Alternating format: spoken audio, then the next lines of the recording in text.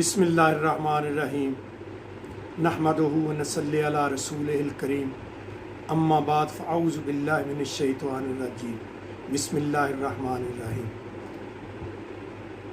तमाम कामों की शुरुआत अल्लाह के पाक मुक़द्दस नाम से और नबी मुकर्रम पे लाखों करोड़ों दरूद व सलाम से शुरू हो। मैं आज आपके साथ एक बहुत ही प्यारा ईमान अफरोज़ वाक़या शेयर करना चाहूँगा कि खाना काबा पे सबसे पहले किस बादशाह ने गिलाफ डाला और उसका नबी पाक सरकार दो आलम की ज़ात मुक़द्दसा से क्या तल्लुक़ है, ये आज के वीडियो का मौजू है।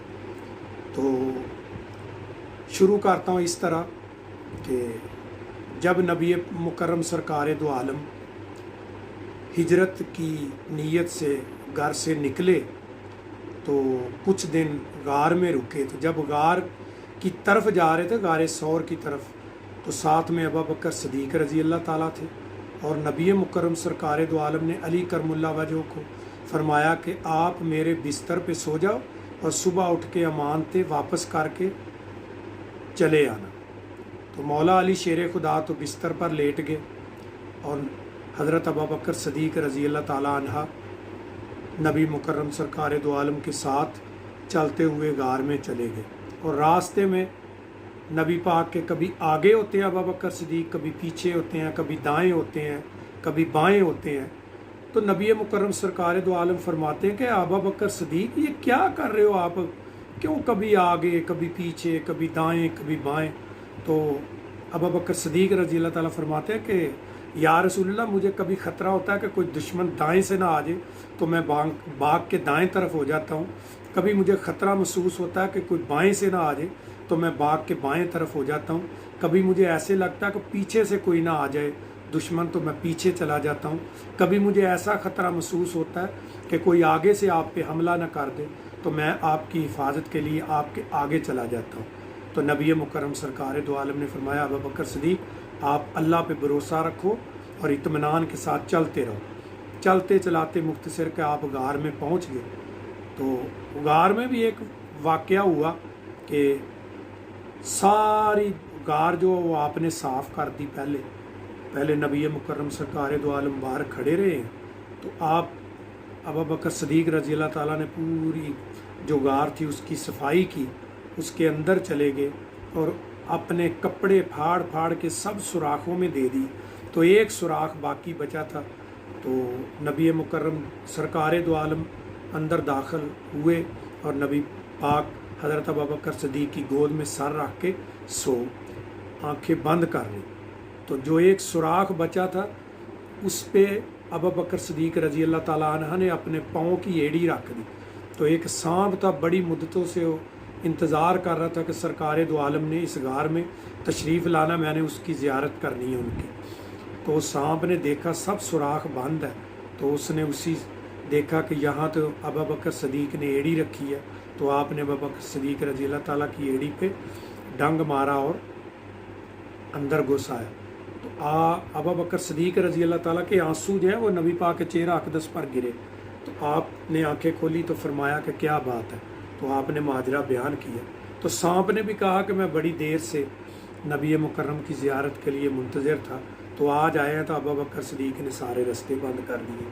तो उसने भी ज़ियारत कर ली। तो नबी मुकर्रम ने अपना लुआब दहन जो है वो अबू बकर सदीक रज़ी अल्लाह ताला की एड़ी पे लगाया।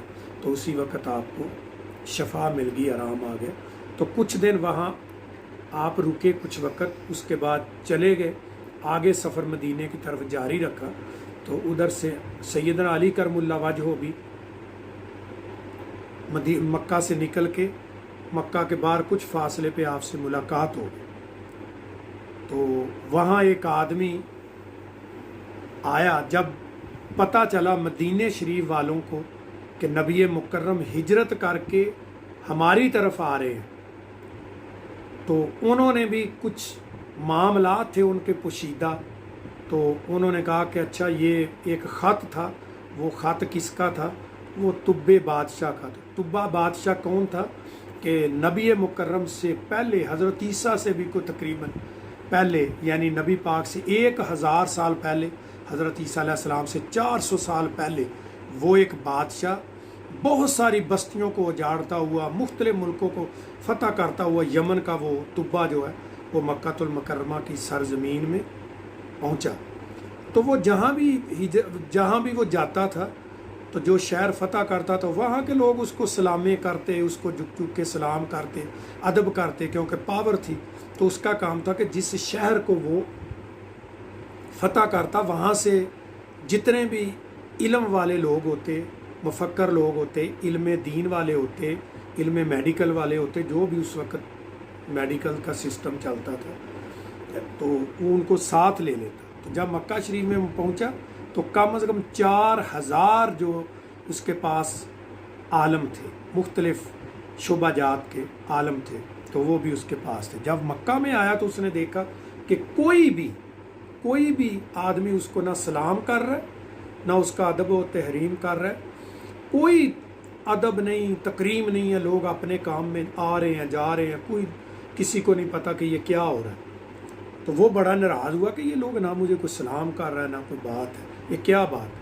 تو ان کے مشیروں نے بتایا کہ یہ کمرہ دیکھ رہے ہو، خانہ کعبہ کو کہہ رہے کہ یہ جو کمرہ آپ دیکھ رہے ہو، کہا دیکھ رہا ہوں۔ وہ کہتا ہے کہ یہ مکے والوں کا یقین ہے کہ جب تک یہ کمرہ، یہ خانہ کعبہ موجود ہے، جب تک یہ قائم ہے، اس شہر کو اللہ کے حکم سے کوئی آدمی نقصان نہیں پہنچا سکتا۔ اس نے کہا اچھا یہ بات ہے۔ تو اس نے نیت کر لی کہ میں اس کو گراؤں گا، یہ خانہ کعبہ کو میں گرا دوں گا۔ تو کیا دیکھتا ہے کہ اسی وقت اس کے کانوں سے بڑی بدبودار پیپ جو ہے نا وہ نکلنا شروع ہو گئی، اور اس کے دور دور تک بدبو پھیلنے لگی۔ کوئی آدمی، جو لوگ چاہتے تھے کہ اس کی قربت میں بیٹھے، اس سے باتیں کرے بادشاہ، وہ بھی جان چھڑا کے دور بھاگنے لگے۔ تو بہت پریشان ہو گیا۔ تو اس نے جتنے اس کے پاس حکیم طبیب تھے اس نے سب کو بتایا، لیکن کوئی بھی اس کا علاج نہ کر پایا۔ بہت سارے علاج کیے لیکن اس کا علاج نہ ہو پایا۔ تو ایک دن اس کا بڑا جو مشیر تھا نا، وزیر تھا، اس نے کہا کہ میں آپ کا علاج تو کر دوں گا، لیکن میرے اور تیرے درمیان یہ بات ہے کہ میں جو بات بھی آپ سے پوچھوں آپ سچ بات کریں۔ اس نے کہا ٹھیک۔ اس نے کہا رات کو جب سب لوگ سو جائیں گے اس وقت میں یہ آپ سے ملاقات کروں گا اور آپ سے وہ بات کروں گا۔ اس نے منظور کر لیا۔ تو جب وہ وزیر اس کے پاس گیا تو اس نے کہا کہ مجھے سچ بتاؤ کہ کیا آپ نے اس خانہ کعبہ کو گرانے کا ارادہ تو نہیں کیا؟ اس نے کہا میں نے کیا۔ تو اس نے کہا یہ ارادہ اپنا ترک کر دو، یہ جو تمہارے کانوں سے بدبو والی پیپ خارج ہو رہی ہے یہ اسی نیت کی وجہ سے۔ تو اس نے جب وہ نیت اپنی بدلی کر لی تو اسی وقت وہ پیپ رک گئی، اس کی صحت بحال ہو گئی۔ تو اس نے پھر یہ خانہ کعبہ کے اکرام کے لیے یہ خانہ کعبہ کے اوپر غلاف ڈالا، اور یہ طبہ جو یمن کا بادشاہ تھا، یہ طبہ جو ہے یہ اس کا نام نہیں ہے، اس وقت عہدہ ہوتا تھا جیسے ہمارے ملک میں وزیر اعظم ہوتا ہے یا صدر ہوتا ہے، یہ اس وقت طبہ بادشاہ کا عہدے کا نام ہوتا تھا۔ تو اس نے سب سے پہلے غلاف اس نے ڈالا۔ تو جب وہ طبہ چلتے چلتے خانہ کعبہ میں کچھ دیر رکا تو اس کے بعد اس نے سفر آگے جاری رکھنے کے لیے حکم دیا تو چلے۔ تو چلتے چلتے جہاں آج نبی مکرم آرام فرما رہے ہیں مدینہ المنورہ میں، وہاں پہنچا تو کچھ دن رکا۔ تو اس کے ساتھ بڑے یہودی عالم بھی تھے، اس وقت یہ بنی اسرائیل تھے، یہ مسلمان ہی تھے، اس وقت اہل ایمان تھے، تو بڑے تھے۔ انہوں نے آج جب حساب لگایا کہ یہ تو وہی جگہ ہے جہاں پہ نبی مکرم آخر الزمان نے آ کے آرام کرنا ہے، ہجرت کرنی ہے، یہاں ان کا روزہ اقدس ہوگا، یہ تو وہی جگہ ہے۔ ہم نے ستاروں سے حساب لگایا، کتابوں سے حساب لگایا، تو وہ 4000 جو عالم تھا نا، اس نے نیت کر لی کہ ہم آگے نہیں جائیں گے، ہم یہاں ہی رک جائیں گے۔ تو وہاں کافی دیر رکے۔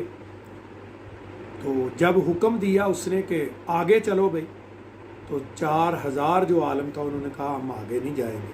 اس نے کہا بات کیا؟ انہوں نے کہا خانے کعبے کو گرانے کی آپ نے نیت کی تو دیکھا آپ کے ساتھ کیا حال ہوا تھا؟ انہوں نے کہا ہاں جانتا ہوں۔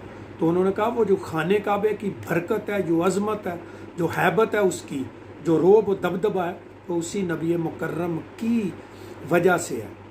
انہوں نے یہاں پیدا ہونا، اس وجہ سے اللہ پاک نے اس خانے کعبے کو بھی یہ رتبہ عطا کیا۔ اس نے کہا اچھا یہ ایسی بات ہے؟ انہوں نے کہا ہاں ٹھیک ہے۔ اس نے میں کہا چلو ٹھیک ہے، نبی پاک کا انتظار کرتے ہیں۔ تو 1 سال وہ رکا، لیکن نبی پاک کے تو آنے میں ابھی کم از کم 1000 سال تھا، 900 سال تھا۔ تو وہ 1 سال کے بعد چل دیا۔ تو اس نے جاتے ہوئے یہ کام کیا کہ 4000 عالم کو وہ ایک ایک جھونپڑی یعنی ایک ایک گھر بنا دیا۔ سادہ سے گھر ہوتے تھے، سادہ سے گھر بنا دیے، اور ایک بہت عالی شان اس وقت کے لحاظ سے بہت اچھا گھر بنا کے، تو وہ جو 4000 عالم کا سردار تھا وہ ابو ایوب انصاری رضی اللہ تعالیٰ عنہ کا بڑا تھا، وہ عالموں کا سردار تھا۔ اس کو وہ گھر بنا کے اس کی چابی دے دی، اسے کی نگہبانی ان کے حوالے کر دی، اور کہا کہ یہ جب وہ نبی پاک آئے تو یہ گھر ان کے حوالے کرو، اور ایک خط لکھ دیا۔ اس میں اس نے لکھا کہ یا رسول اللہ، میں آپ کے آنے سے پہلے آپ پہ ایمان لایا ہوں، میری بیعت آپ قبول کریں، میں آپ پہ ایمان لے آیا ہوں، اور میں آپ سے یہ ریکویسٹ کرتا ہوں، آپ سے یہ عرض گزارش کرتا ہوں کہ دن قیامت کو آپ میری سفارش کریں، میری شفاعت کریں۔ یہ خط لکھ کے وہ بڑے عالم کے ہاتھ میں دے دیا، اور اس کو کہا کہ جب آپ مرنے لگو تو مرنے سے پہلے اپنے بیٹے کو وصیت کرو کہ یہ آنے والے کو دو، وہ اس کو دے، وہ اس کو دے، جب تک وہ نبی مکرم جو ہے یہاں تشریف نہ لے آئے۔ تو ادھر سے وہ کہہ کے چلا گیا۔ تو ابو ایوب انصاری کے جو بڑے تھے، پردادا دادا، ہزاروں سال پہلے جو نسل میں ان کے گرینڈ فادر تھے، وہ اس کی حفاظت نگہبانی کرتے رہے۔ تو جب نبی مکرم نے مکہ سے ہجرت کر کے مدینہ آنے کا ارادہ کیا، تو مدینہ والوں کو پتہ لگا، تو حضرت ایوب انصاری اور اس کی فیملی اور پورا جو کبینہ لجنہ ہوتی تھی، ان کی شورا ہوتی تھی، انہوں نے فیصلہ کیا کہ نبی پاک کو رستے میں یہ خط دے دیا جائے تبے کا۔ تو تبے کا خط دینے کے لیے انہوں نے آدمی سلیکشن کرنا تھا کہ جو بڑا معتبر آدمی ہو، جو بڑا ایماندار ہو، بڑا عقل مند ہو۔ تو انہوں نے ایک آدمی کو سلیکٹ کیا، اس کا نام تھا ابو لیلہ۔ تو ابو لیلہ کو انہوں نے کہا کہ جاؤ، آپ نبی مکرم نے وہاں سے سفر شروع کر دیا، آپ وہاں سے ان کو مدینہ پہنچنے سے پہلے دے دیں۔ تو میرے خیال میں چند کلومیٹر مکہ سے باہر آپ تشریف لا رہے تھے۔ تو ایک روایت میں آتا کہ یہ خط ابو بکر صدیق نے پڑھا، اور ایک روایت میں آتا کہ حضرت مولا علی شیر خدا نے پڑھا۔ تو جہاں نبی مکرم آرام فرما تھے، جہاں آپ بیٹھے تھے، تو وہاں سارے صحابہ کرام آپ کے ساتھ تھے۔ تو وہ وہاں پہنچ گیا، تو اس نے دیکھا کہ اب میں یہ کیسے پہچانوں کہ جو نبی ہے وہ کیا ہے۔ نبی کا تو کنسیپٹ نہیں تھا۔ انہوں نے بتایا کہ محمد بن عبداللہ نبی ہے، لیکن اس کے ذہن میں بھی نبی کا کنسیپٹ نہیں تھا۔ تو اس نے وہ جو آپ کے صحابی تھے ان میں گھومنا شروع کر دیا۔ تو جب ہی نبی پاک کے قریب آیا تو فوراً نبی پاک سرکار نے فرمایا ابو لیلہ ادھر آؤ۔